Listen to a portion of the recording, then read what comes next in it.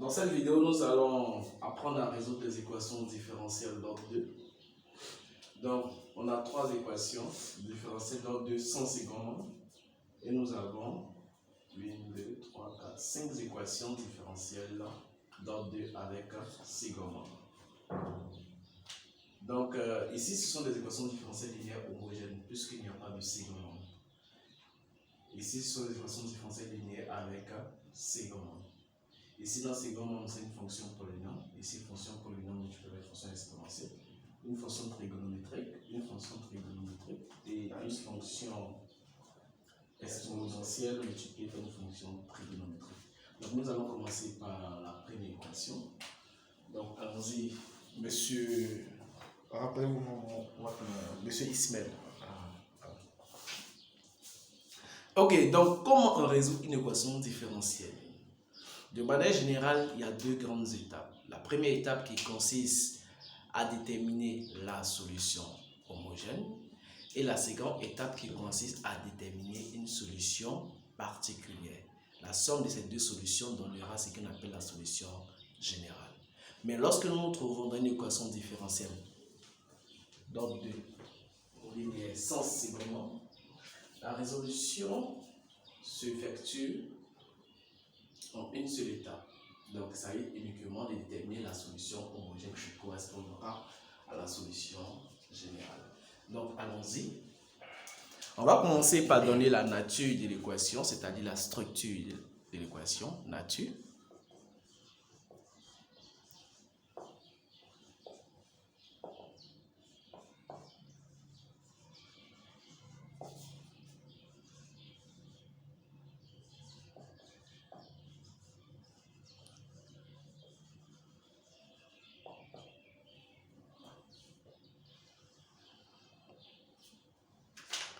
Donc, allons-y.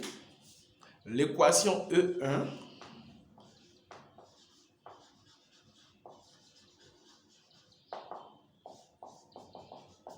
est de la forme, donc on donne d'abord la forme générale, est de la forme, deux points à la ligne. Donc ici, on ne va pas copier des coefficients, on va juste généraliser. Donc, on commence avec la famille. Donc, on fait A, Y, prime.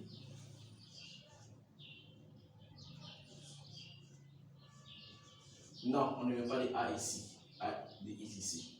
C'est une équation différentielle linéaire à coefficient constant. À coefficient constant, c'est-à-dire ce ne sont pas des fonctions, mais ce sont des réels qui sont ici. A, Y, prime,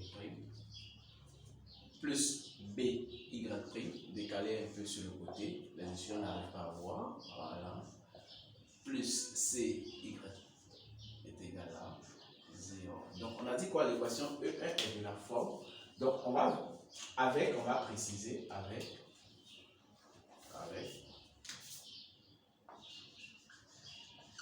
deux points. On va préciser à quoi correspond A de notre équation, B et C. Il ne faut pas trop coincer avec A. A correspond à quoi ici? Tout simple. A correspond ici à 1. B correspond ici à 2. Et le nôtre C correspond à 4. Donc on a dit que l'équation est de la forme simple. Par conséquent, toutes les équations de cette forme-là sont des équations différentielles linéaires d'ordre 2 à coefficient constant. Par conséquent, l'équation E1 est une équation différentielle linéaire d'ordre 2 à coefficient constant.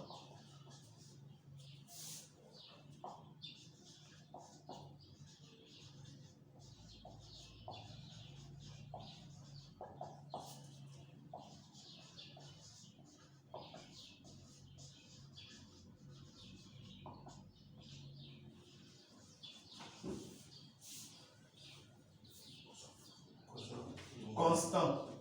Équation différentielle linéaire d'ordre 2.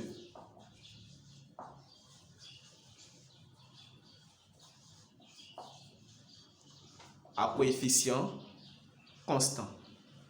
D'ordre 2 à coefficient constant.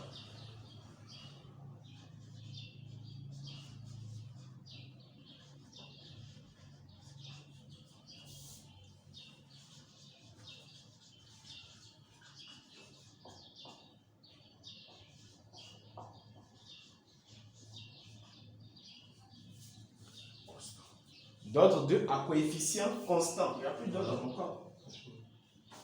S ici. Bon, on ne va pas, donc S ici. Donc, à coefficient constant signifie que les éléments qui multiplient les fonctions sont des réels. Donc 2 signifie que la plus grande dérivée est donc 2. Voilà. Maintenant, il faut préciser qu'on n'a pas de second nombre, donc sans second nombre.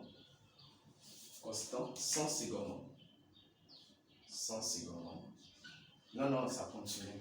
Ici, sans second nombre.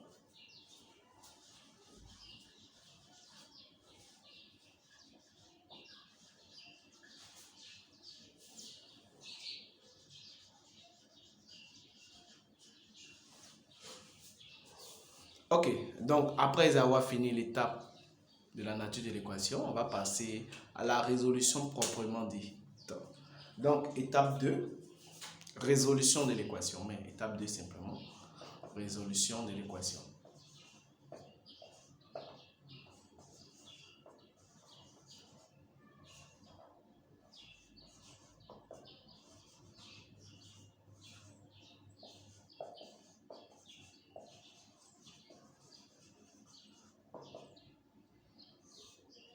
Donc, comme on a précisé, c'est une équation différentielle linéaire donc de sans second membre.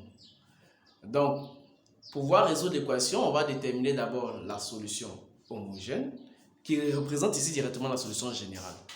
Mais pour cela, il faut déterminer l'équation caractéristique. Dans le premier point, équation caractéristique. Équation caractéristique. Donc, à chaque équation différentielle d'ordre 2 à coefficient constant, on associe une équation caractéristique. Et l'équation caractéristique est de la forme, il faut savoir cela, la forme AR carré. Elle est de la forme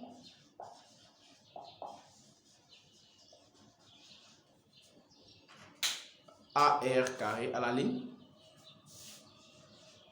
AR carré plus BR plus C égale à 0. Ayant précisé, pousse un peu, ayant précisé dans la nature que A égale à 1, B égale à 2 et C égale à 4, avec, donc tu vas préciser avec, donc ça tu recopies ici avec, il vient.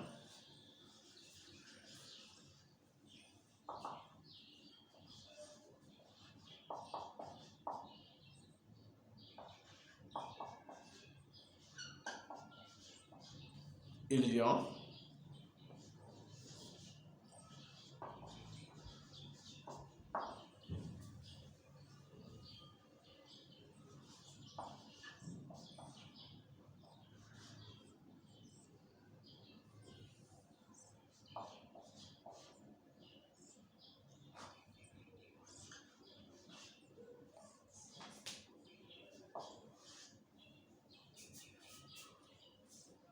Ok, ensuite tu calcules le discriminant de cette équation. Discriminant, on sait que discriminant, allons-y, delta égale. Discriminant delta égale. Déjà c'est B carré moins 4AC. Donc on connaît A, on connaît B, donc tu remplaces. Donc pousse légèrement, on ne voit pas, ton épaule cache un peu. Donc B c'est quoi? C'est 2. Donc 2 au carré, ça fait 4 moins 4 fois A c'est 1.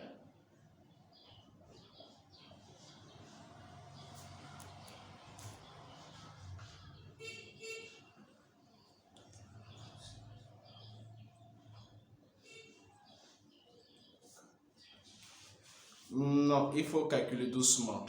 4 fois 4, ça fait combien? Non, il faut écrire en détail. Tu as mis 4. A, c'est quoi? C'est 1. Donc, tu mets fois 1. On doit voir ce que tu as remplacé. Au niveau de 4, le premier 4, tu mets 2 au carré. Le B, c'est 2 au carré. On va voir avec détail. On n'a pas besoin de mettre une parenthèse. Bon, on continue. Pour simple, on ne voit pas bien. Ok, donc 2 au carré font 4. 4 fois 1 fois 4, ça fait 16. Ok. Donc 4 moins 16, ça fait combien? Moins 12. Donc tu donnes en même temps la racine. La racine de 12, c'est 4 fois 3. Donc ça fait moins 2. Racine de 3. I.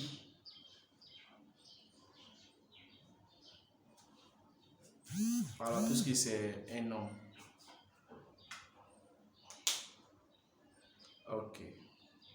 Donc, ayant fini le discriminant, ici on a un discriminant négatif et négatif au moins. Lorsqu'on a un discriminant négatif, on va voir devant à quoi correspond la forme de la solution. Donc ici, on va déterminer R, les deux racines, puisqu'on a un discriminant. Il faut préciser que le discriminant ici est négatif. Le discriminant est négatif. Ici, c'est le discriminant qui est négatif. Alors, donc, on a deux solutions. On a deux solutions.